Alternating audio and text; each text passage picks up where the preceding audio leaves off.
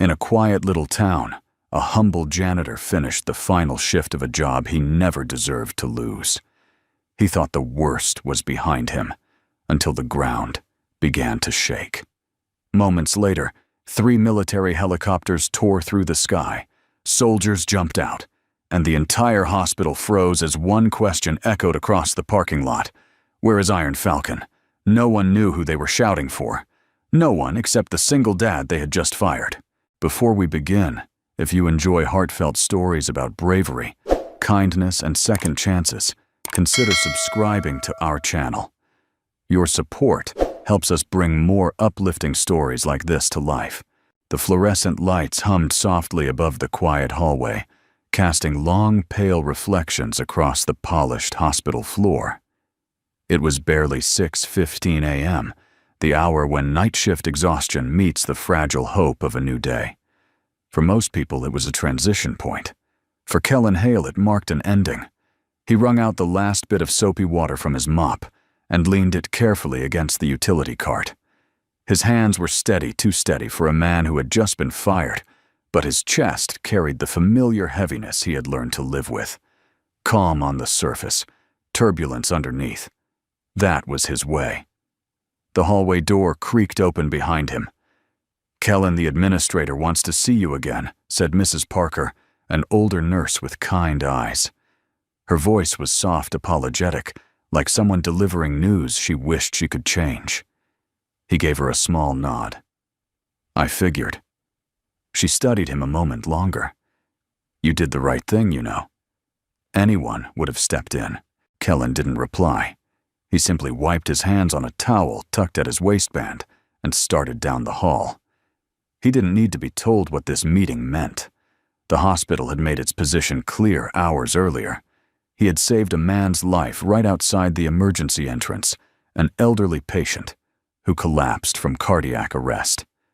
Kellen had dropped to his knees instantly, his instincts kicking in like a switch being flipped. Chest compressions, airway, rhythm, stabilize. It was muscle memory, buried deep but never gone. The man survived.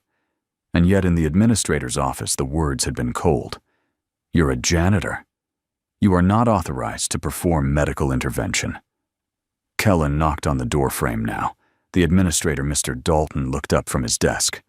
"Kellen," Dalton said, lacing his fingers together. "I need to formalize the paperwork." "It's fine," Kellen replied, voice even. "I understand." Dalton exhaled as if relieved by Kellen's calmness. "It's not personal. It's policy." "Sure. Policy." Kellen forced a faint, polite smile and signed the termination notice placed before him. "If you need a reference, I don't," Kellen said gently. Dalton blinked, unsure what to make of the man who refused anger, refused bitterness.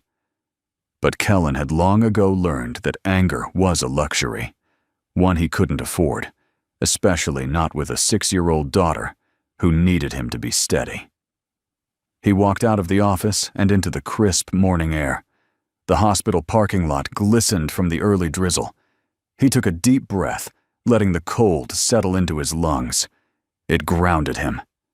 Behind him, the sliding doors opened, and a small voice called out, "Daddy Tate." Hale bounded toward him, her backpack bouncing with every excited step. She was tiny, with warm brown eyes that seemed far too observant for her age. A nurse had walked her out the back entrance as planned. Kellen knelt and caught her in his arms. "There's my girl," he murmured, allowing himself one moment, just one of softness. "Did you finish work early today?" Tate asked, pulling back to study his face. Children always sensed more than adults believed. Kellen brushed a strand of hair behind her ear. "Something like that." She tilted her head. "Are you okay?" He smiled. Not big, but real. Better now. Her hand slipped into his tiny and warm. "Can we get pancakes before school?" He chuckled a rare sound. "Yeah, we can do that." They began walking toward the far corner of the lot where his aging truck waited. The sun was beginning to push through the clouds, painting thin lines of gold across the pavement. A new day, a fresh direction. even if he didn't know where the road ahead led. He opened the passenger door for Tate, but just as he lifted her up into the seat, the ground trembled. Not gently, violently. Tate clutched his shoulder. "Daddy." "What is that?" Kellen's head snapped upward. His senses sharpened instantly, years of training kicking in long before conscious thought. He knew that sound, the thrum of rotor blades, heavy, military grade. 3 shadows tore across the sky like dark wings slicing through morning fog. Black Hawk helicopters flying low. Too low for civilian airspace, too fast for a routine landing. They were coming in hot. Wind ripped through the parking lot. Leaves and dust swirled into mad spirals. Nurses and patients at the entrance shielded their faces, shouting over the roar. Kellen instinctively pulled Tate close, turning his body to shield her.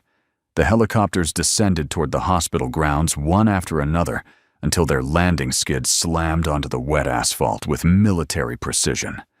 The thunderous blades barely slowed before the side doors flung open. 3 soldiers jumped out, boots splashing in shallow puddles. Not casual, not organized patrol. Urgent, desperate. They sprinted toward the entrance, toward Kellen's direction, eyes scanning like predators searching for a target. Tate trembled in his arms. "Daddy, why are they here?" Kellen didn't answer, not because he didn't want to, but because he already felt the truth tightening in his chest. The soldiers stopped 20 feet from him.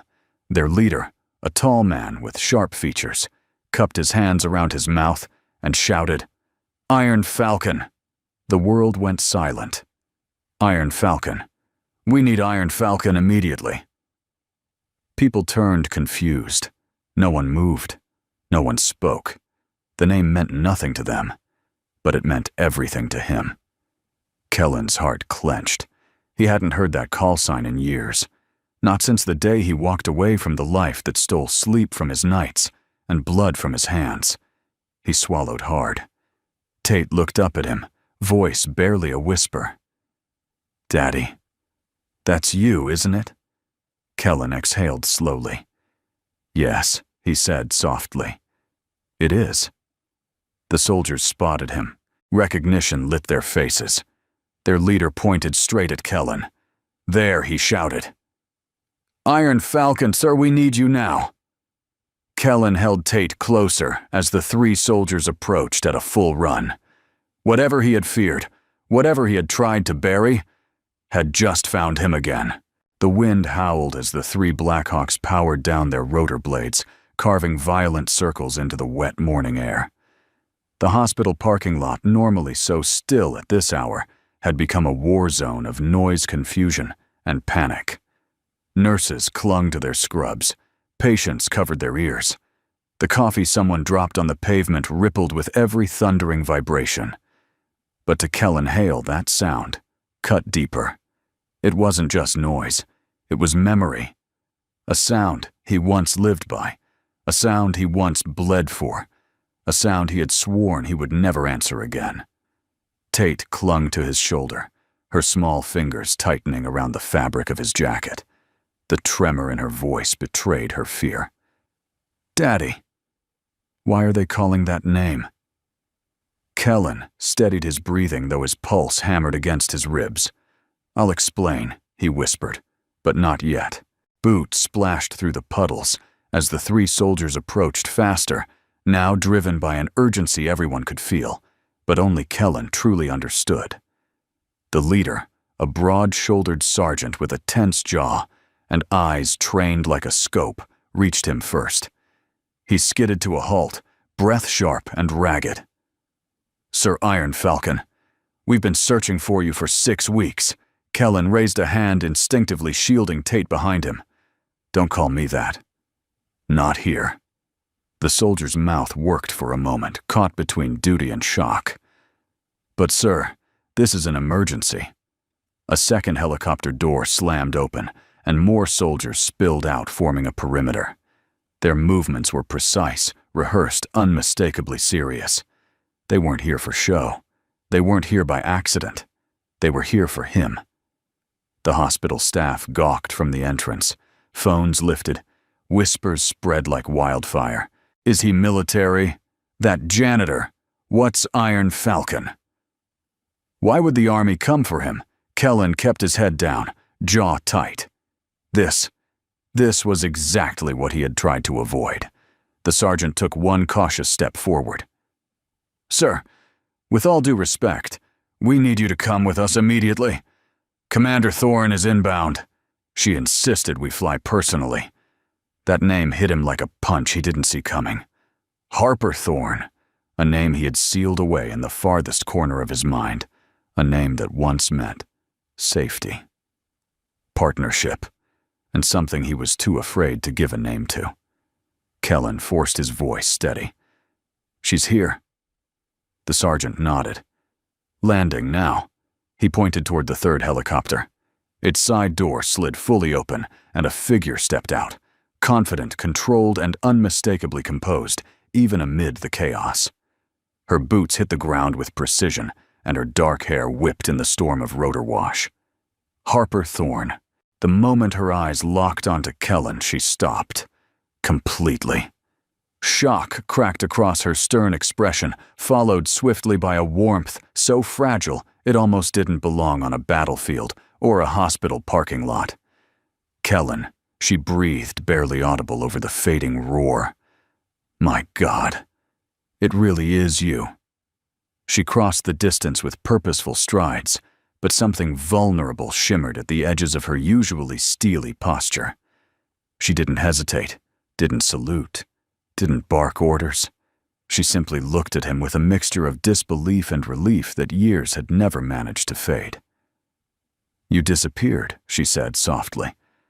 No trace. No contact. We thought her voice thinned.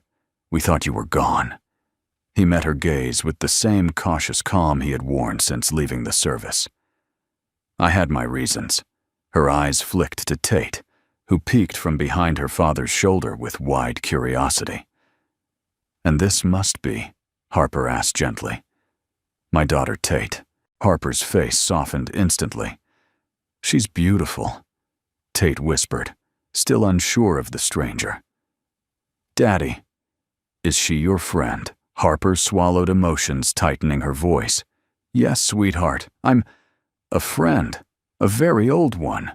But the tenderness lasted only a moment before mission urgency surged back into her posture. She shifted to full professional mode, shoulders squared, jaw firm.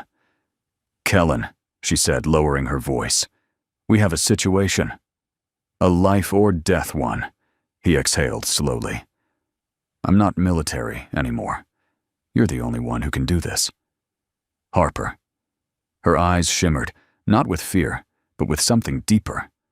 Trust, desperation, hope. Commander Tristan Rafe is dying, she said. He won't last the day unless someone performs the Iron Falcon procedure. Kellen's expression hardened. Old wounds pulsed awake. That technique was experimental. It was banned. It was your creation, Harper cut in. And he survived the first time because of you. Kellen shook his head. I walked away for a reason. Harper stepped closer, voice dropping to a plea.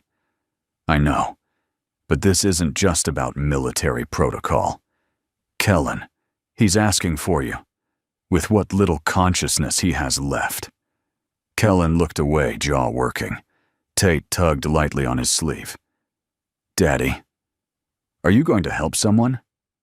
He closed his eyes. This was the moment he had feared since the day he left the battlefield. The moment when the past refuses to stay buried. He crouched to Tate's height and brushed his thumb across her cheek. I might have to, he murmured. Someone's life depends on it. Tate blinked up at him, innocent but understanding. Then you should go, Daddy. Her tiny voice held a conviction that pierced him deeper than any battlefield order ever had. Harper watched her breath catching. Kellen rose slowly, the weight of choice pressing on his shoulders. He turned to Harper.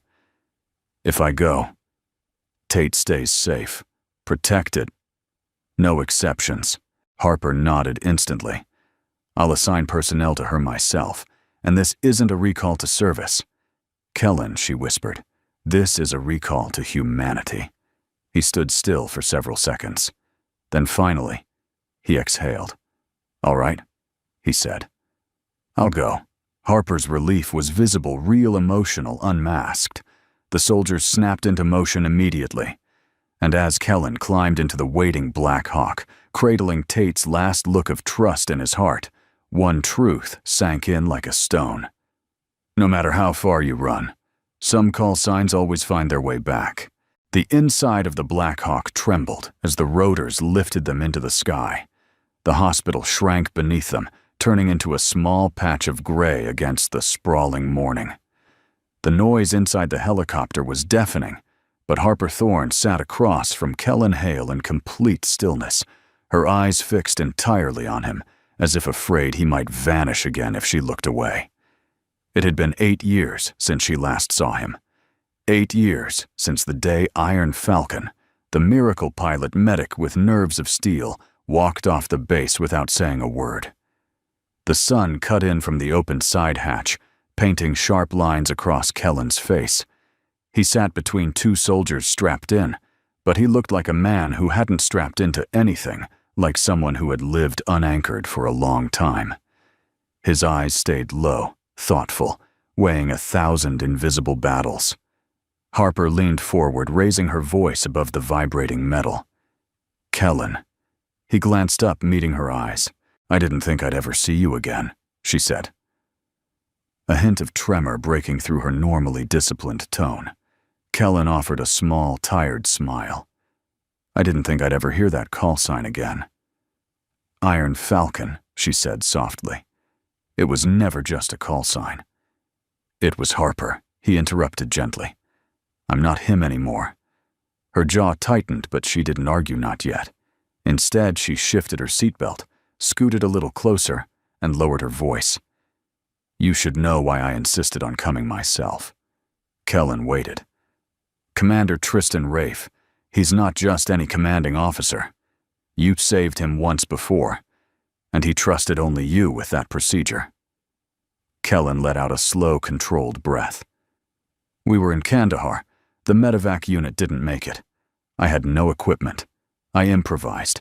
It wasn't a surgical technique, it was desperation. We shouldn't be trying it again. Harper's voice softened, not as a commander, but as a woman who had once known him better than anyone. Still, you saved him.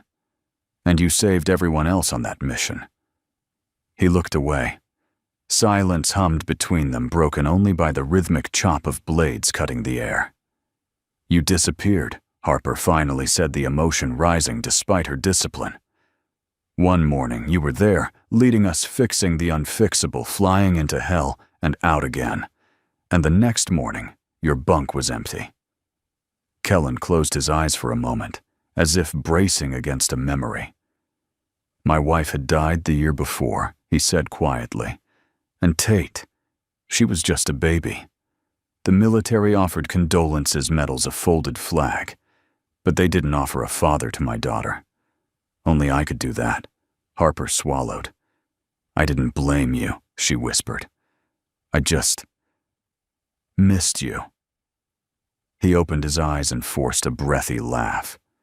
You miss me? Commander Thorne doesn't miss anyone. Harper's lips curved faintly. I wasn't Commander Thorne back then. Kellen looked at her. Really looked. The softness in her gaze was unmistakable, unhidden, in a way it hadn't been years ago. But the moment cracked when turbulence jolted the cabin. One of the soldiers steadied equipment. The radio crackled. A voice barked through ETA 4 minutes. Patient status declining. Harper turned instantly into mission mode. Her spine straightened. Her voice sharpened. We'll be landing at the forward operations point.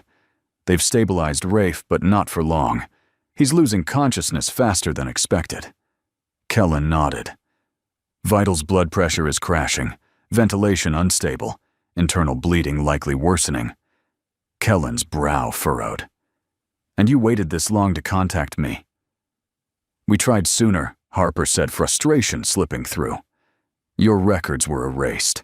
Your civilian identity was buried under confidentiality codes. No one could find you. Not even your old team. One of the soldiers, a young corporal with awe in his eyes, leaned forward.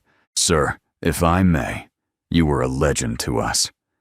Iron Falcon was the guy who flew through sandstorms to pull wounded out of fire zones. The guy who invented combat medical techniques no one else could pull off. We didn't think you were even real. Kellen gave a dry exhale. Trust me, I'm very real. The corporal smiled, embarrassed, but sincere. Well, it's an honor, sir. Harper watched Kellen with a strange mix of pride and sorrow, like someone seeing a part of him she thought she'd lost. But Kellen did not bask in admiration. He never had. His eyes drifted toward the helicopter floor, toward thoughts no one else could see. He murmured, I left that world behind. Harper leaned closer. But the world didn't leave you behind. Another jolt struck the cabin as the helicopter began its descent. Clouds rushed past the open hatch. Below, a military forward base stretched like a concrete scar across the desert, temporary, chaotic, urgent. Harper unbuckled her harness and moved to the hatch. She turned back to him, voice low but intense. Kellen, whatever happened in the past, whatever pain made you leave, none of that changes the truth. What truth that some people are born to save others, she said. And you're one of them. The helicopter thudded onto the landing zone. Medical staff sprinted forward with stretchers shouting updates over the deafening roar. Harper held out a hand, not as a commander, but as someone reaching into a past that still mattered. You ready, Iron Falcon? He hesitated. For a fraction of a second, the weight of the name pulled at him, the lives attached to it, the ghosts tied to it, the choices that broke him and shaped him. Then he took her hand. Let's go, he said. Together they leapt from the Black Hawk into the storm of dust and urgency, stepping back into a world Kellen had sworn he'd never enter again. But fate, like old call signs, has a way of finding those who try to outrun it. The military base surged with noise and tension the moment Kellen stepped off the helicopter. The air was thick with diesel fumes, dust and urgency, every corner bustling with medics, hauling equipment, soldiers sprinting from tent to tent, and officers barking out orders sharp enough to cut through the chaos. Yet amid all the movement, Harley engines and clattering metal, Kellen Hale felt strangely still.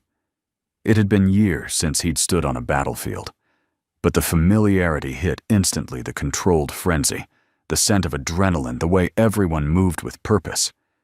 His body understood this world, even if his heart no longer did. Harper walked ahead of him, clearing a path as personnel parted like water around a ship's bow. She never once looked back to see if he was following. She didn't have to. He always followed when someone needed saving. As they reached the medical command tent, Harper placed a hand on his arm, a brief touch grounding human. Kellen, before we go in, hear me out. He turned to her. Her eyes, normally sharp steel, softened. You don't owe the Army anything, not after what they put you through. But the man inside, he's one of the few who fought for you when you stepped away. Kellen's jaw tensed. That was a long time ago, and he's dying now. A nurse threw back the tent flap, shouting, Commander Thorne, he's crashing again. Harper straightened her commander persona, snapping back. We're coming. But Kellen's hand shot out, fingers catching hers. Harper. His voice was low. Before I go in there, before I pick up something I put down 8 years ago, you tell me straight. Why me? Why now? She looked at him like someone trying to decide how much truth the moment could hold. Finally, she said, because you're the only one who creates hope where there shouldn't be any. For a heartbeat, neither of them spoke. The noise outside faded. leaving only the thud of Kellen's pulse in his ears. Then he stepped inside the tent. The makeshift medical station was a storm of beeping monitors, surgical instruments, and sweat-soaked medics scrambling over the unconscious body of Commander Tristan Rafe. His face was ashen, his chest rising shallowly under the ventilator. Blood pooled beneath the table. Kellen's breath caught. The last time he'd seen Tristan, the man had been standing tall, calm and unyielding in a desert storm, pulling soldiers to safety despite shrapnel embedded in his shoulder. He was a good man, a rare man, a man worth saving. The lead surgeon looked up sharply. "Who are you?" "This is a restricted. Harper cut him off. He's the one I told you about." "Let him in." Recognition dawned on the surgeon's face, half relief, half disbelief. "You're Iron Falcon," the man stuttered. Kellen ignored the label and went straight to the table. "Vitals BP dangerously low. Internal bleeding we can't track. Previous scar tissue from his old wound complicates everything. He's fading." Kellen peeled off his jacket, and already he was transforming his posture straighter, his energy sharper, the quiet intensity of a man stepping into the role he never wanted, but was born to fill. "Scans," he asked. The surgeon handed him a tablet. "Nothing makes sense. His system is shutting down." Kellen scanned the images, his eyes darting rapidly, calculating, assembling, rejecting, reassembling. A mental map built itself in seconds. "It's not the wound," he said softly. "It's the collapse from the ventricular side. This isn't just bleeding, it's structural." The team froze. "How can you tell?" someone whispered. Kellen pointed at a faint, irregular shadow on the scan. "Because I've seen it before. 8 years ago. In Kandahar." Harper stepped closer. "The mission where you saved him." He nodded. "And the same reason I left," he added quietly. The room stilled. But before Harper could ask, a sharp alarm shrieked from the monitors. Heart rate dropping, blood pressure free-falling. The surgeon panicked. "We're losing him." Harper's face tightened. "Kellen." "I know," he said. In a single fluid motion, Kellen took the surgeon's gloves, stepped into the primary position, and began issuing orders, with the ease and authority of a man who'd done this under worse conditions, under mortar fire, in sandstorms, with nothing but broken equipment and raw instinct. "Clamp here," he commanded. "Increase fluids. Prepare compression modification." The surgeon blanched. "But that technique I invented?" Kellen snapped. "Move!" His hands moved fast but precise, combining traditional surgical methods with battlefield improvisation, something no medical textbook could ever teach. Harper stood at his shoulder, handing instruments, following every word with razor-sharp focus. They moved in sync, 8 years apart, yet synchronizing like they had never left each other's side. Then, a long, flat beep. Harper stiffened. "Kellen, don't." He leaned closer, fingers pressing deep into the thoracic cavity, adjusting, rerouting, stabilizing. The monitor flickered, faltered, and then, like a miracle gasping for breath, the heartbeat returned. Not strong, but real. The room exhaled as one. Nurses sobbed. The surgeon covered his face, stunned. Harper's eyes glistened, but she held herself steady. Kellen withdrew his hand slowly. "He's not out of danger," he said. "But he's not dying today." Not today. He stepped back, breath shaking. The room watched him with awe he didn't want. He wasn't a hero. He was a father who had run from a world too heavy to carry. And now he had to face the consequences. A medic escorted Kellen out of the tent to wash up. As he rinsed the blood from his hands, hands that once saved dozens' hands, that once knew how to destroy just as easily, his reflection trembled in the metal sink. This was why he left. This feeling. This responsibility. The weight of life and death.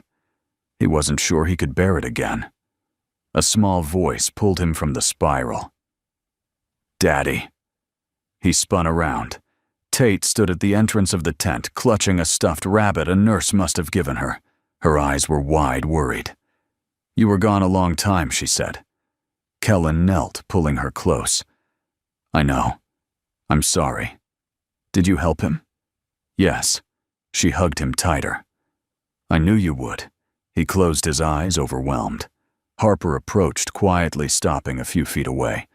Her voice was gentle. Kellen. Thank you. He didn't answer, because deep inside a truth he wasn't ready to face whispered through him. This wasn't over. Saving Rafe was just the beginning. The return flight to the main base felt heavier than the first.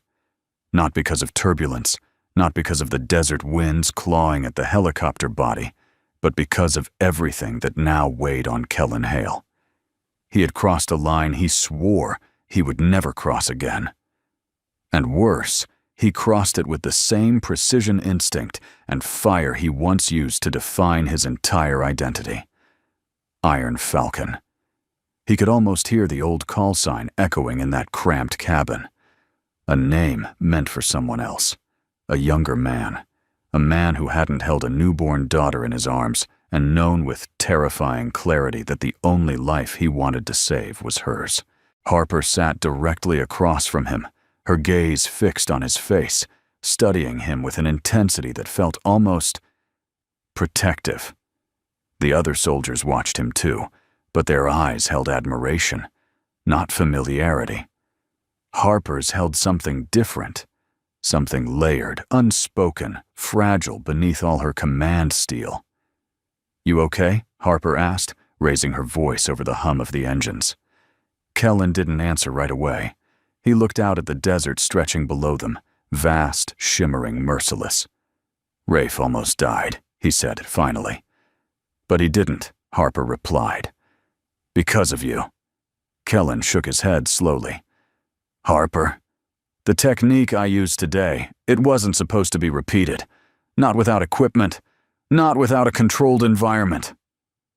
You did what had to be done, she said firmly. That's who you are. He turned back to her expression, unreadable. That's who I was. There's a difference. Harper opened her mouth, then closed it again. She wasn't here to argue definitions of identity. She understood something deeper was brewing behind his eyes, something he hadn't put into words yet. One of the soldiers, a ginger-haired corporal barely in his 20s, leaned forward with an almost childlike awe.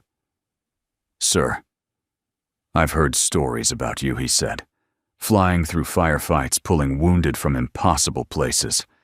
Some guys said you were like a ghost with wings. Kellen forced a polite nod. Stories grow in the telling. The corporal smiled sheepishly. Maybe. But after today, I think they might have undersold you. Harper hid a faint smile behind her glove. Kellen didn't. He only looked away. Praise didn't sit comfortably on him, not when it came with memories heavy enough to crush a man. Tate is safe, Harper said, changing the subject. She's with Corporal Jensen in the back craft. She asked about you every 5 minutes. Kellen softened. I'm sorry she had to see all this. She saw her father step up to save a life, Harper corrected gently. There's no shame in that. He didn't reply, because deep inside shame wasn't the thing haunting him. Fear was. Not fear of danger he had walked through gunfire without blinking. It was fear of becoming the man he used to be. A man who didn't know how to stop. A man who would give everything, even the pieces of himself his daughter needed. After a moment, Harper leaned closer, her voice dropping into that softer register that only ever existed for him. Kellen, I saw you today. I saw the man you used to be, and the man you are now, and they're not enemies. He looked up at her, meeting her eyes for the first time since they boarded. You don't know, that he said quietly. Yes, she whispered, I do. Their gaze held a second too long, a second filled with old memories, shared rescues, late-night briefings, half-finished conversations, that ended when both were too afraid to say more. But before the moment could deepen, the radio crackled. "Prepare for landing. Repeat, prepare for landing." Harper straightened Commander Mask, returning instantly. Kellen exhaled, bracing himself, because stepping off that helicopter meant stepping back into a world he had left behind. As the door slid open and the desert grit whipped into the cabin, Kellen could see Tate waiting near a Humvee, clutching her stuffed rabbit to her chest. Jensen stood beside her, keeping watch. "Daddy!" she shouted the moment her feet could move. Kellen hopped down and knelt just in time to catch her full-speed embrace, her arms wrapped around his neck, like she was anchoring him to the earth, keeping him from drifting someplace she couldn't reach. "You were gone forever," she said, burying her face in his shoulder. "I know, sweetheart." "I'm sorry. Did you save the man?" "Yes," he said softly. Tate pulled back, eyes shining. "I knew it." Behind them, Harper approached, watching the scene with a mix of admiration and something more fragile, something she didn't let soldiers see but couldn't hide from herself. She cleared her throat lightly. "We've arranged a room for you and Tate. You'll be staying here for the night, until we get a full update on Commander Rafe's condition." Kellen stood Tate in his arms. "Harper," he said, meeting her eyes. "Thank you." She stiffened slightly, not used to gratitude from him. "For what?" "For trusting me." Her expression cracked just a little. "Kellen." I've never stopped. The words struck deeper than she intended. He swallowed, looked away. The world always seemed simpler when he focused on tasks instead of feelings. Harper stepped closer, closer than protocol allowed. Her voice dropped to a near whisper. "I meant what I said earlier. Please, don't disappear again." Before he could respond, a medic rushed up, saluting sharply. "Commander Thorne, update on Rafe's vitals." She nodded, duty taking over. "I'll be right there." As she turned away, Tate tugged Kellen's collar. "Is she your friend?" she asked in her small, honest voice. Kellen watched Harper's silhouette moving through the dusty base. "Yes," he said softly. "She was. And maybe. She still is." But even as he spoke, the words, he knew the truth he couldn't say aloud. The past had found him again. And once the past grips you, it rarely lets go. Not without taking something in return. The emergency field hospital hummed with a tension so thick it felt almost alive.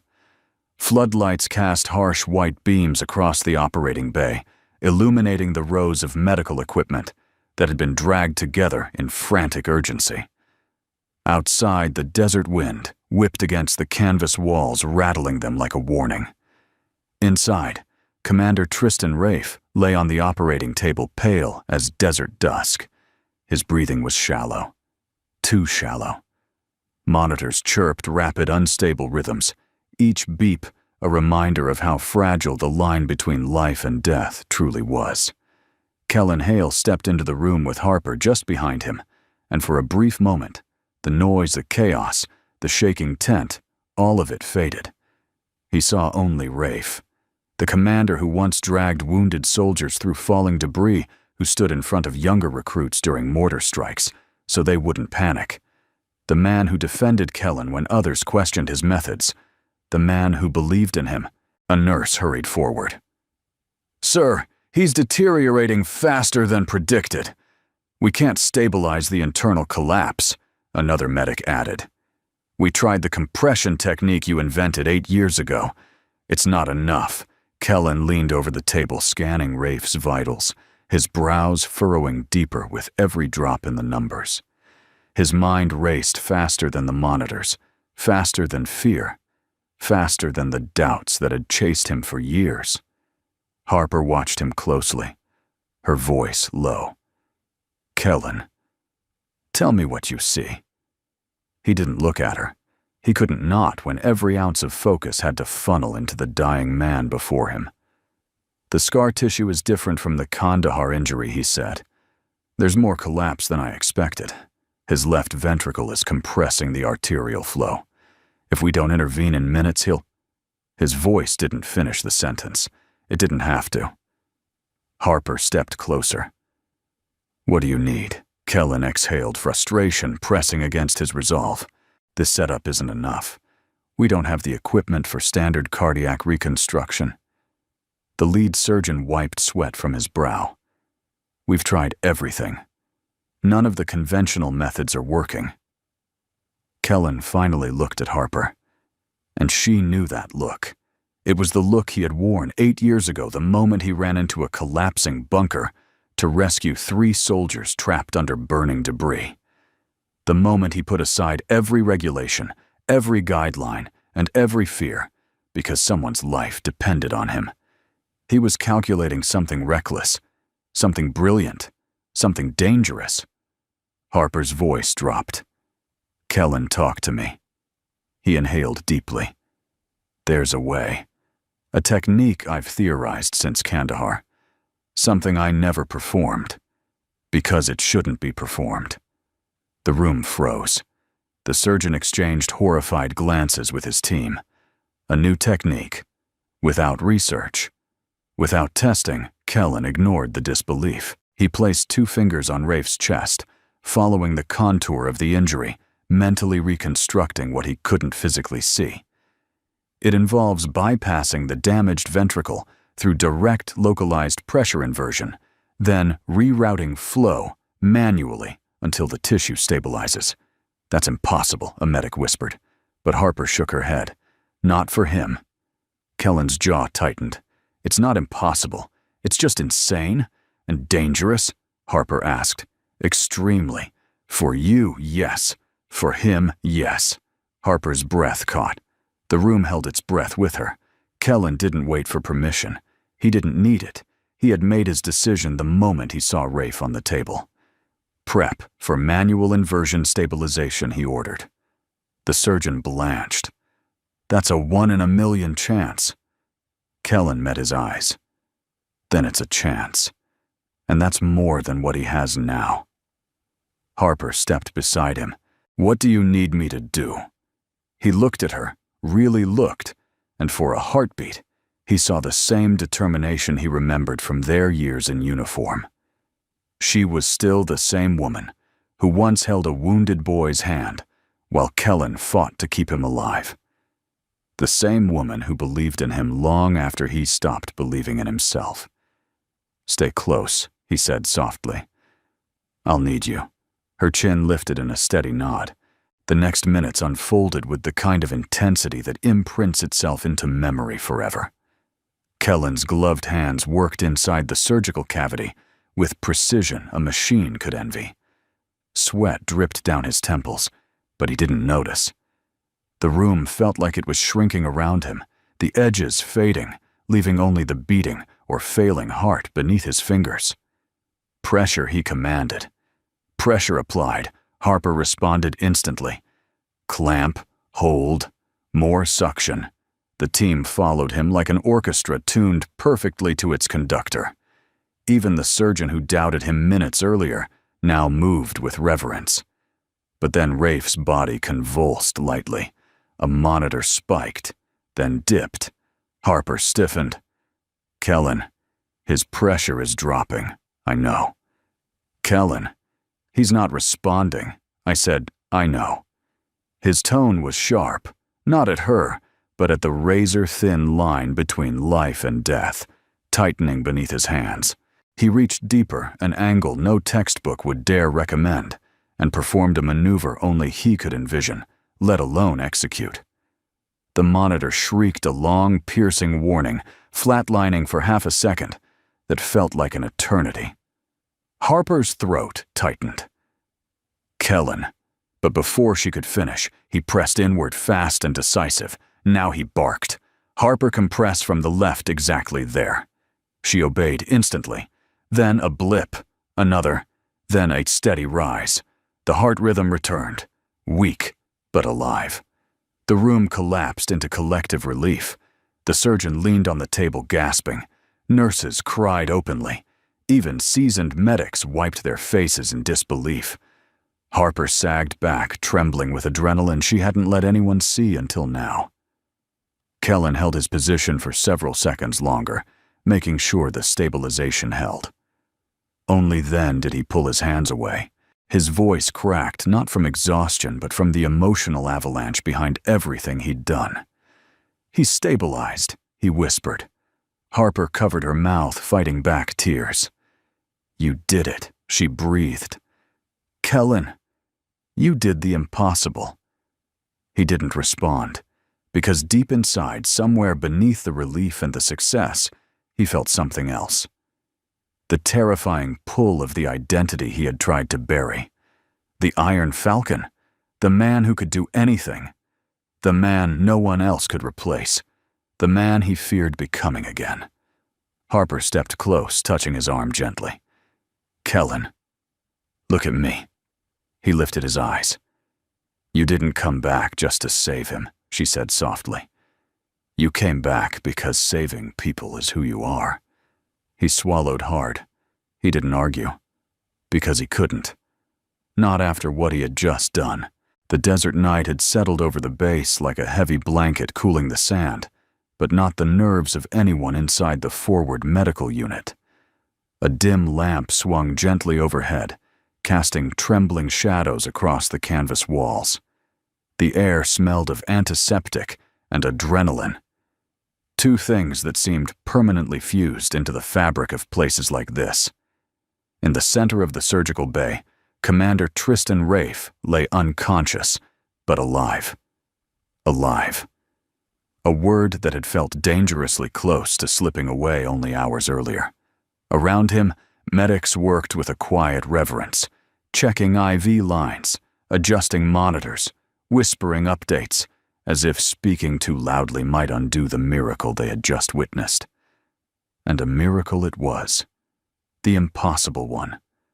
The one that only one man could have pulled from the jaws of death.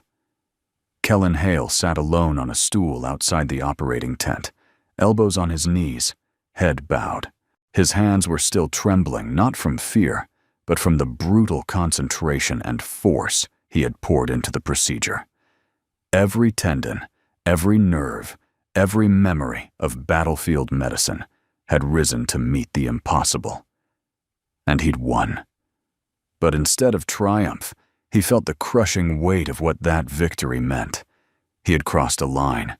He had become him again. Iron Falcon, a name the world celebrated, but a name that had once cost him nearly everything. Footsteps approached softly. Kellen. He didn't lift his head at first, but Harper moved closer, her boots crunching against the gravel, stopping only when she stood directly in front of him. "You should sit," he murmured without looking up. "I'm sitting," she replied, and he realized she had lowered herself to the ground beside him.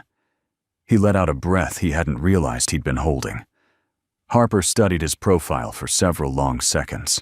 In the dim light, the angles of his face seemed sharper, etched with fatigue, conflicted emotions, and a kind of grief only veterans understand. "You saved him," she said gently. Kellen shook his head once. "Not yet. He's barely stable. If any part of the maneuver fails." Harper leaned a shoulder lightly against his. "It won't fail. You don't know that." "I know you," she said. It was a simple statement, but it hit him deeper than he expected. He finally lifted his eyes to meet hers. The intensity there startled him, not because it was harsh, but because it was fragile. And Harper Thorne was not a fragile person. "I watched you today," she said. "You were extraordinary. That's the problem." "No," she whispered. "That's the truth." He looked away, gaze drifting toward the tent where Rafe lay. "I didn't want this life back," he said quietly. "Not the pressure, not the responsibilities, not the versions of me that only show up in crisis." Harper nodded slowly. "I know you didn't." He rubbed his palms together, grounding himself in the rough, warm friction. "I promised myself that Tate would never see me in that world again," he said. "Never see me in blood, in chaos, in danger." Harper's voice softened even further. She didn't see that today. No, Kellen said quietly, but she could have. Harper sighed. Kellen, she saw you save a life. A man who would have died without you. That's not something to hide from her. He didn't respond, because the truth was complicated, tangled in guilt, fear, love, and memories that had teeth. The medical tent flap rustled. The lead surgeon stepped outside, bathed in yellow light, exhaustion carved into every line of his face. Kellen, he called. He's conscious. Barely. Harper sucked in a breath. He woke up. Yes. He's asking for you. Kellen's stomach twisted. He hadn't spoken to Tristan Rafe in 8 years, not since the commander had protected him during his departure, shielding him from bureaucratic backlash and military politics. A debt Kellen had never repaid. Until now. Harper nudged his arm lightly. Go. He wants to see you. Kellen rose slowly, every muscle stiff, every emotion heavier than the next. As he followed the surgeon inside the room, seemed to tilt with memory, the smell of cauterized wounds, the beep, beep, beep of unstable vitals, the familiar faces of medics who had once trusted him with their lives. He stepped beside the table. Rafe's eyes fluttered open, pupils slow to adjust. His breathing was shallow, but when he spotted Kellen, a faint, pained smile tugged at his lips. You came back, Rafe rasped. Kellen swallowed. I came to do what I could. The commander raised a weak hand. Kellen instinctively caught it. You did more than that, Iron Falcon Rafe whispered. Kellen stiffened at the name. Don't call me that. You earned it. Twice. Kellen lowered his gaze. Let's get you stabilized before we talk about anything else. Rafe's weak laugh turned into a cough, always the humble one. Some things don't change. Kellen looked at him for a long moment. Some things do. Rafe squeezed his hand gently. You saved my life again, he said. But that's not why I called for you. Kellen's brows knit. Then why the commander's voice thinned. Because the military owes you more than medals, more than silence, more than the disappearance they forced on you. Kellen's jaw tightened. I didn't want recognition. I know, Rafe said softly, but you deserve truth. Before Kellen could ask more, Rafe's eyes drifted closed, exhaustion pulling him back into a fragile sleep. The surgeon touched Kellen's shoulder. He needs rest. He's stable enough for now. Kellen stepped back, suddenly aware of the tremble in his hands. Harper joined him gently, her presence a steadying force beside him. Kellen. He's alive because of you, she said. Whatever truth he wants to tell you, it can wait. But Kellen shook his head slowly. No, it's only beginning. Harper paused. What do you mean? He turned to her eyes, shadowed with a knowledge he didn't yet have words for. People don't summon 3 helicopters for a man they erased 8 years ago, he said. Rafe knows something. Something big. Harper fell silent. Kellen looked back at the tent, at the fragile life inside, at the monitors he had fought so hard to keep beating. The impossible miracle had happened. But miracles always come with a cost. And he could feel the bill coming due. The morning sun crept slowly across the base, painting the tents and equipment in a muted gold that failed to soften the tension simmering between the soldiers. Rumors had already begun spreading quiet whispers, carrying through mess lines and briefing halls. Iron Falcon is back. They called in 3 helicopters for a janitor. No, he's not just anyone. He saved the commander. Why was his record erased? Who ordered it? By the time Kellen Hale stepped out of the medical tent, it felt as if the entire base had paused its breathing. Eyes followed him, some in awe, others in confusion, a few in disbelief. But Kellen didn't see any of it. He was thinking about the conversation with Commander Rafe, unfinished, and hanging heavily like desert dust. His hands were still raw, his muscles stiff, and somewhere deep inside the Iron Falcon, the man he had buried kept shifting, unsettling the calm he had worked so hard to build. Harper approached from the mess hall, a tablet tucked under her arm. Her expression was sharp, but her eyes softened the moment they met Kellen's. "You look like you haven't slept," she said. "I haven't," Kellen replied simply. She offered him a small bottle of water. "Hydrate." He almost smiled. Still bossy. "Still right," she countered. They walked side by side, leaving behind the controlled chaos of the medical bay. The desert wind carried the sound of distant engines, the faint crackle of radios, the heartbeat of a base that never really rested. Harper stopped near the communications tent. "Kellen, the Joint Command wants to see you." He stiffened. "Why, they owe you answers." Kellen shook his head. "No. They owe Rafe answers. I'm done with that world." Her eyes softened. "You're not done. Not until you hear the truth." "Harper." She stepped closer, lowering her voice. "I fought them on this. Hard. They wanted to debrief you as if you were still enlisted. I told them absolutely not." Kellen raised a brow. "You did." "Yes," Harper set her tone both steel and fire. "They don't get to claim you when they erased you." He didn't respond, not because he disagreed, but because her loyalty struck him with an unexpected force. After a moment, Harper continued. "You saved a commander's life. You saved my team. If anyone deserves honesty, it's you." Kellen exhaled long and slow. "Fine. Let's get it over with." The briefing room was cold, fluorescent, and far too familiar.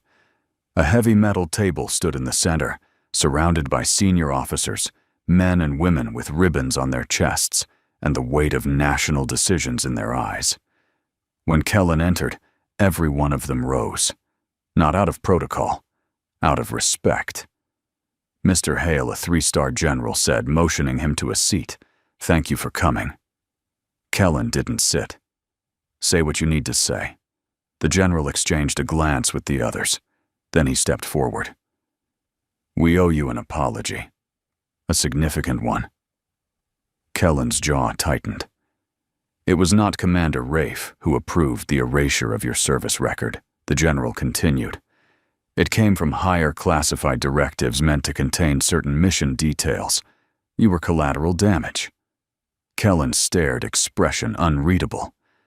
"My career was erased because I saved lives, because you did things no one else could," the general said quietly, "and because certain people in power wanted to hide the nature of those missions." Harper stepped closer, arms crossed. He deserved recognition, not a wipe from the system. Many officers nodded solemnly. The general continued. "We want to make it right. We want to reinstate your rank, restore your honors, and appoint you as lead advisor for combat medical innovation." Kellen blinked, not in amazement, but in disbelief. He finally spoke, his voice low.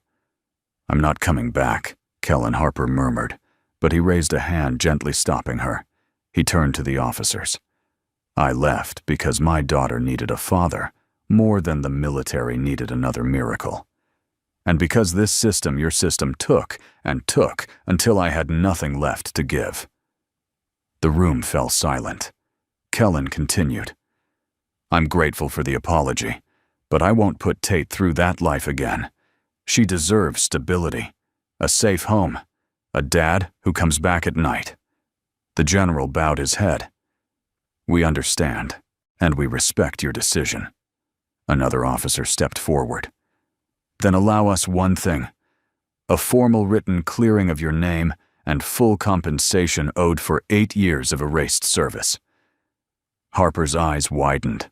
Even she hadn't expected that. Kellen took a breath. "I'll take that." "For Tate," and the officer added, "we would like to publicly recognize your actions today." Kellen shook his head. "No ceremonies, no speeches." But Harper stepped in. "What he's saying is final." The officers nodded, defeated, but respectful. Kellen turned to leave. but an older colonel spoke up softly. "Mr. Hale, you may have walked away, but the lives you saved never forgot you." For the first time in hours, something softened in Kellen's chest. Harper walked with him out of the building, the sun now climbing high and fierce. "You handled that well," she said. Kellen gave a humorless chuckle. 5 generals in one room. Still easier than a toddler with a fever. Harper laughed, genuine, warm, surprising even to herself. When they reached the open yard, Kellen stopped suddenly. "Thank you," he said, "for what she asked, for standing up for me, for fighting them, for being here." Her expression gentled. "I would do it again, every time." Something unsaid passed between them, something lingering, tender, familiar. But before either could speak, a base runner sprinted toward them out of breath. "Commander Thorne, Mr. Hale, urgent request at the medical bay." Both stiffened. "Is Rafe?" Harper asked. "No, ma'am. Not Commander Rafe. It's the hospital director from Hale's civilian job. He's here on base." Kellen froze. Harper's eyes narrowed. "What the hell is he doing here?" The runner swallowed. "He's asking to speak with Mr. Hale." "Privately." Harper glanced at Kellen, her face hardening with protective fire. Kellen exhaled deeply. The past had found him in more ways than one. And it wasn't finished yet. The sun hung high over the base, fierce and unrelenting, casting long, wavering shadows across the expanse of tents and armored vehicles. Soldiers moved with quiet urgency, but pockets of conversation stilled as Kellen Hale walked past. Not because of the uniform he wasn't wearing, but because of the impossible miracle everyone knew he had accomplished. And yet the man standing stiffly near the medical bay looked at Kellen not with admiration, but with dread. Director Marcus Dalton, the administrator who fired him, the man who reduced him to janitor even as Kellen saved a man's life outside his own hospital. He stood there in a crisp, button-down shirt and a tie slightly askew from the desert heat hands twisting nervously at his sides. This was not the confident bureaucrat Kellen had seen behind a polished office desk. This was a man who knew he had made a catastrophic mistake. Kellen slowed his steps. Harper, walking beside him, stiffened immediately. "That's him," she murmured. "Yes," Kellen replied quietly. Dalton swallowed hard and attempted a smile that failed miserably. "Mr. Hale." "Kellen. Thank God you're all right." Harper crossed her arms every inch the military force she was.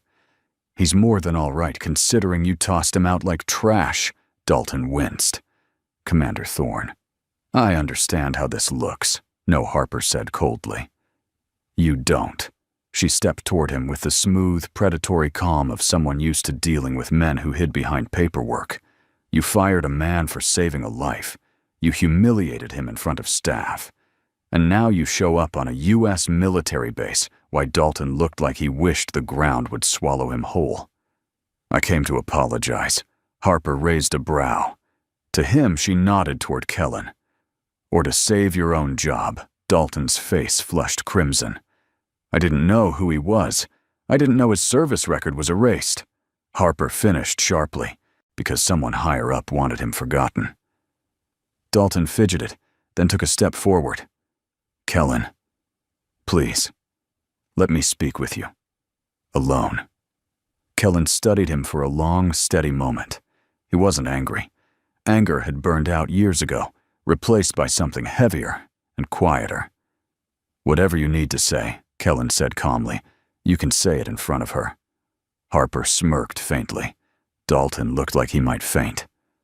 "All right," Dalton croaked. "Kellen, I didn't come here to justify myself. I came because I was wrong. Deeply wrong." He swallowed, visibly struggling.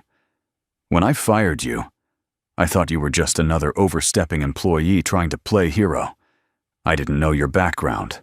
I didn't know what you were capable of.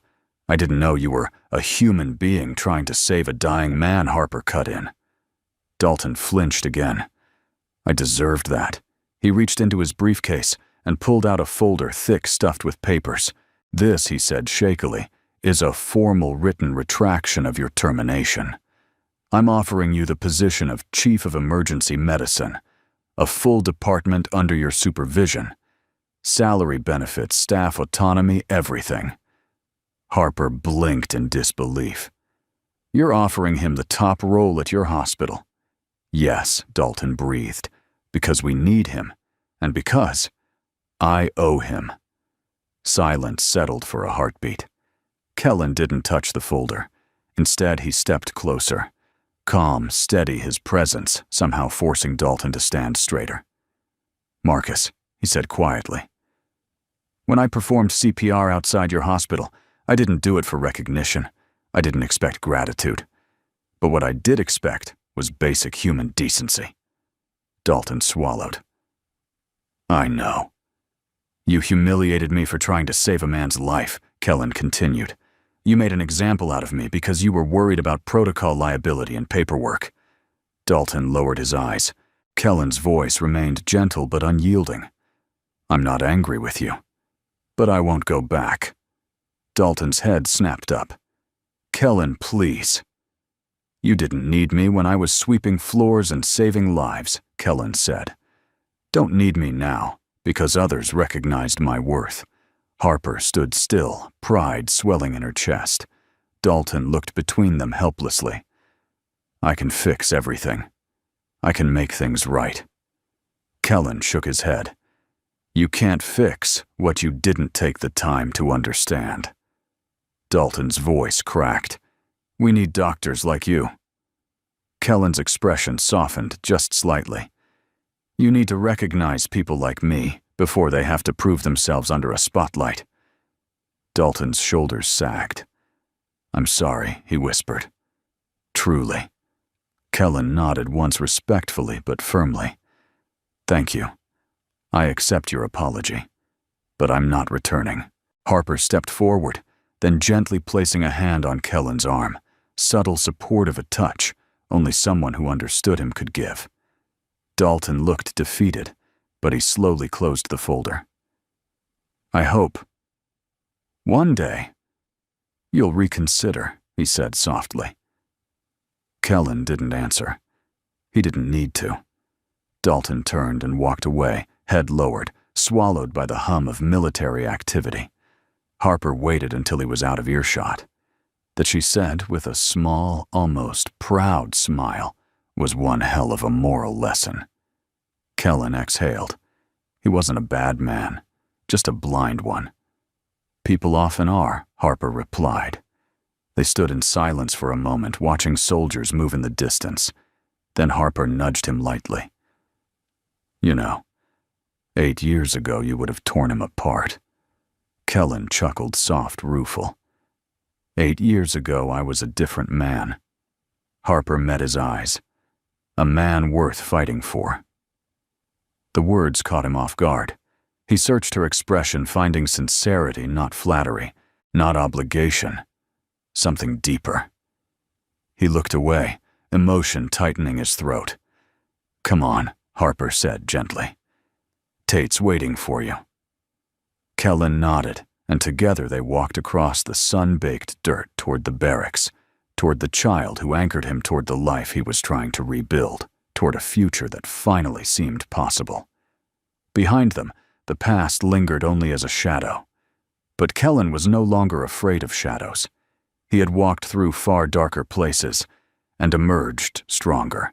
The desert base still hummed with the energy of ongoing operations, but for the first time in days, Kellen Hale felt something like quiet settling around him. A strange quiet. A hopeful quiet. A quiet that didn't feel like running. The morning air was cool as he walked toward the temporary barracks, where Tate was playing near the steps with 2 young military police officers, tasked with watching her. They had given her a tiny flashlight to decode secret messages, and she was waving it proudly, as if she were saving the world one blink at a time. When she saw her father, she beamed. Daddy, look. They said, "I can be a junior officer." Kellen knelt, brushing a strand of hair from her forehead. I saw. You look very official. Tate held up the flashlight with a grin. I helped them check the hallway. No bad guys. Good job, sweetheart. Her arms wrapped around his neck. He lifted her easily, like she was still the baby he used to rock, to sleep after his wife died, singing quietly so no one else could hear how much he was breaking. But now the weight in his chest also held something warm. Someone cleared their throat gently behind him. Harper Thorne stood a few feet away, tablet in hand, sunlight catching the copper glints in her hair. She looked composed, confident, and yet softer around the edges when she looked at him. "Sorry to interrupt," she said. "I wanted to talk to you before the meeting this afternoon."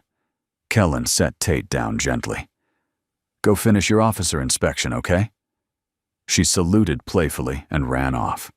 Harper nodded toward a bench nearby. "Walk with me." He followed her across the hard-packed dirt. The base was waking up around them, soldiers jogging engines, revving orders echoing from one tent to another. But between the two of them, it felt like a small pocket of stillness. Harper tapped her tablet.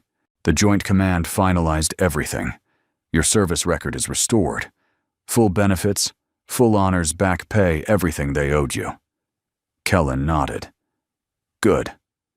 And they want you as lead advisor for combat medical innovation. The position comes with the team authority funding." "I'm not taking it," Kellen said gently. Harper sighed, though she had expected it. "I figured." He looked out across the base. "That part of my life is over. I'm grateful for the apology. But I'm not coming back." "I know," Harper said softly. "And I told them that." Kellen met her eyes surprised. She continued, "I said they don't get to reclaim you just because they finally realized what they lost." The sincerity of it hit him like a quiet punch. "I appreciate that," he murmured. "You deserve a life that doesn't cost you your soul," Harper said. "Or your time with Tate." Kellen exhaled slowly. "I don't know what that new life looks like yet." Harper offered a small, hopeful smile. "I think you do." She lifted the tablet and showed him a document, an authorization form with the seal of the Department of Defense, approving a large fund to be transferred to him as compensation. Below, it was a proposal. HAIL method, Emergency Innovation Center, a training facility for battlefield and emergency medical procedures. His name, his technique, his life's work reborn. Kellen stared at the screen. "Where did this come from?" "You," Harper said softly, "even if you don't see it yet." He handed the tablet back. "I'm not sure I'm the man to lead something like that." Harper didn't hesitate. "You're exactly the man." She spoke with quiet conviction, each word steady and warm. "You've saved more lives than you'll ever know. You've created techniques that changed modern emergency care. You trained soldiers who still swear by your methods. You taught teams to stay calm under impossible pressure. And today," she paused, her voice tightening, "today you saved a good man's life again." Kellen looked away, overwhelmed. Harper gently touched his arm. Her hand was steady grounding. "You're not just a father. You're not just a healer. You're not just Iron Falcon. You're all of them. And the world needs what you carry." Kellen's throat tightened. "Harper, I can't go back to a life that takes me away from Tate." "You won't," Harper said. "This center would be yours. You'd set the schedule. You'd build the curriculum. You'd train civilian EMTs, medics, rescue personnel. You'd pass on what only you know, not because the military demands it, but because it saves lives." She let the words settle, soften, seep into the spaces he kept closed. "I want to help," she added. He blinked. "Help with security, logistics, administration." She hesitated, and with whatever life you build next, there it was, the unspoken truth finally given shape. Kellen's chest tightened in a strange, tender ache. Harper, this is a big step. Her voice lowered. I'm done standing on opposite sides of your life. Silence stretched between them, soft, warm, filled with 8 years of longing neither dared name. Tate ran up, then breathless. Daddy, Auntie, Harper, look, they let me try their radio. Harper laughed, the tension melting. Auntie, she echoed. Tate nodded confidently. Daddy said you were his friend. So you're my friend, too. Kellen rubbed the back of his neck, flustered. I, may have said something like that. Tate looked up with wide eyes. Daddy, can Auntie Harper come live near us? Kellen froze. Harper's smile grew warmer, deeper, more real than anything she had shown in years. Well, she said gently, kneeling before Tate. I think that depends on where your daddy decides we're going. Tate gasped, thrilled. Does that mean Tate? Kellen chuckled. One step at a time. Harper stood again, brushing dirt from her knee. But I'll tell you what, I'd very much like to be part of your dad's future. And yours. Tate clapped excitedly and ran off again, leaving the two adults standing in quiet astonishment. Kellen turned to Harper, emotion tightening his voice. You'd transfer for this. Harper nodded. For you. For what you're building. For a chance at something real. Somewhere deep inside, something fragile began to melt. Something lost began to return. Something new began to grow. He swallowed. Then let's build it. Her smile was soft and luminous. I'd like that. The sun climbed higher, casting long beams of gold across the base. For the first time in years, Kellen Hale felt something he hadn't allowed himself to feel.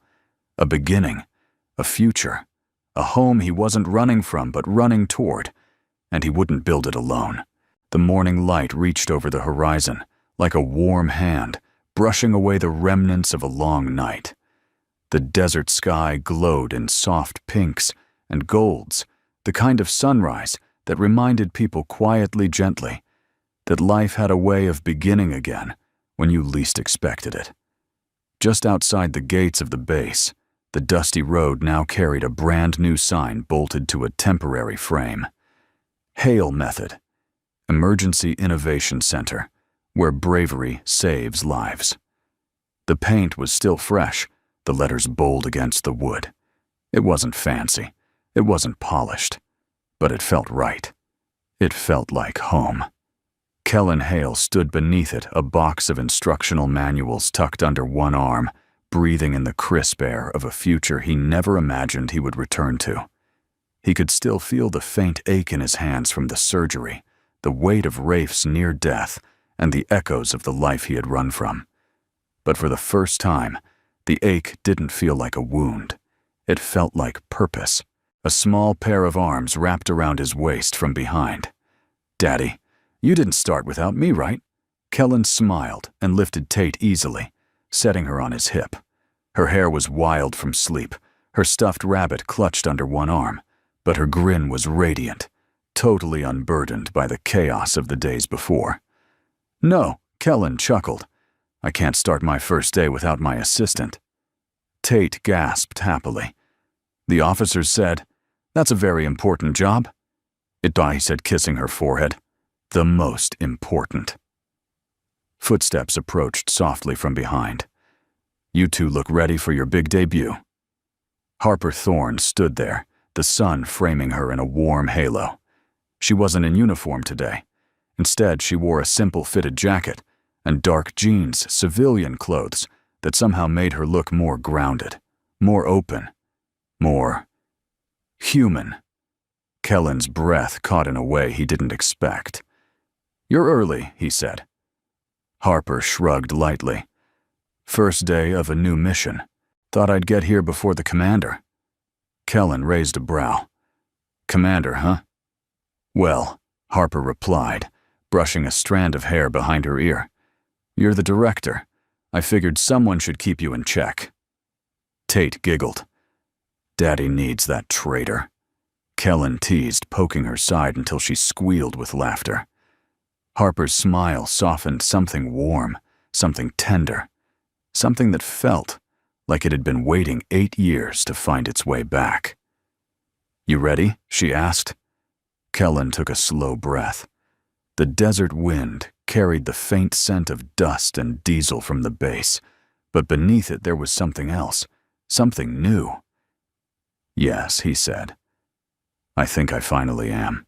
Inside the training hall, still half-constructed, still raw rows of cots, medical mannequins, and emergency equipment filled the space. Whiteboards leaned against the wall. Boxes of supplies waited to be unpacked. Nothing looked polished or finished, but it was a beginning. Harper checked the windows, ensuring the security cameras were functioning. Tate busied herself arranging first aid kits in rows, though some were backwards and others upside down. Kellen didn't correct them. He just watched the quiet joy of the scene filling spaces inside him he thought were broken forever. "You know," Harper said gently as she approached, "I can't remember the last time I saw you look this peaceful." Kellen glanced at Tate, who was now lecturing a mannequin about wearing seatbelts. "I can't remember the last time I felt it." Harper's expression softened. "You deserve it." He turned toward her. "You helped me get here." "I only kicked down the doors," Harper replied. "You walked through them." Kellen hesitated for a long moment. "Harper, I couldn't have done any of this without you." She looked up at him, eyes shining with warmth and something deeper. "You don't have to do it without me, not anymore." Kellen stepped closer, lowering his voice. "Then stay. Don't transfer to help. Stay because you want to." Harper's breath caught. "I do want to." The words landed softly but powerfully. Tate ran up at that exact moment, panting dramatically. "Daddy, Auntie Harper, emergency." "I forgot to bring my markers." Kellen lifted her again, laughing. "We'll get markers, and supplies, and maybe even a vending machine." Tate gasped. "With gummies?" "We'll see." Harper grinned. "I'll put in a requisition order." Tate clapped her hands. "Okay, I'm going back to teach Mr. Dummy how to breathe right." She dashed away, ponytail bouncing behind her. Harper watched her go, then looked at Kellen with a softness that held 8 years of unspoken emotion. "She adores you," Harper said, "and she adores her father." Kellen's voice almost cracked. "She saved me, after everything I lost. Tate brought me back to life." Harper placed a hand on his arm. "You both deserve a second chance. A family deserves one too." He looked at her, truly. Looked, and saw not the commander, not the lieutenant he once worked beside, but the woman who had waited without waiting, hoped without demanding, stayed without expecting. Sunlight spilled through the open windows, catching dust motes, dancing in the air, turning the unfinished hall into something warm and golden. Harper whispered, "So, what now?" "Kellen," he reached out, gently brushing his fingers against her hand. "Now," he said softly, "we built something worth keeping." Harper's breath hitched, but she didn't pull away. She stepped closer.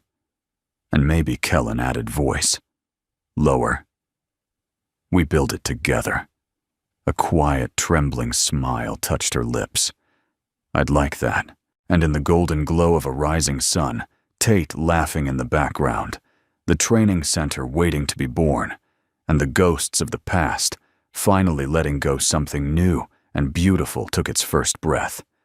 A life rebuilt, a purpose rediscovered, a love given a second chance. Kellen looked out toward the horizon, where light spread across the desert like a promise. "Sunrise looks different," Harper murmured. "It should," Kellen said.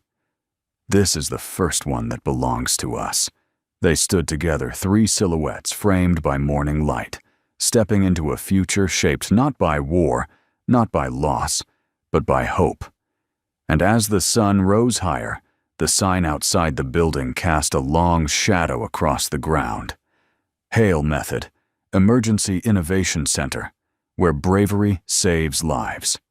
A new dawn, a new legacy, a new beginning. Before you go, we'd truly love to hear from you. Where are you watching from today? Our community comes from so many places around the world, and it means so much to read your stories and your thoughts in the comments.